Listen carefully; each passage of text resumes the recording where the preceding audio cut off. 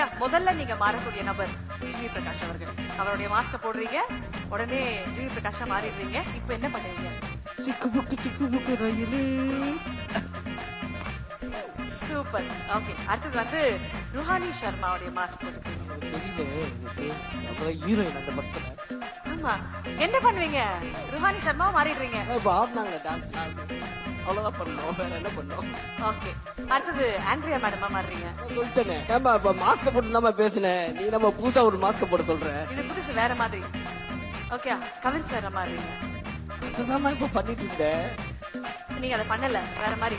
வேற என்ன பண்ணோம்? இப்ப கவின் சார மாறிட்டீங்கன்னா ஃபர்ஸ்ட் என்ன பண்ணுவீங்க? காலையில எழுந்த உடனே காலைல எந்திரிச்சு என்னடா பண்ணுவேன்?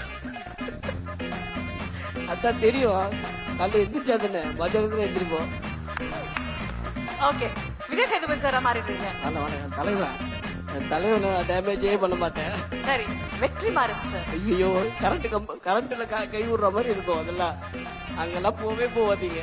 Okay, last and final Nelson சாரா மாறிடுறீங்க. ஐயோ, நான் வீட்டுக்கு போனோம், இன்னும் நிறைய படம் பண்ணோம், நிறைய சாப்பாடு சாப்பிடணும்.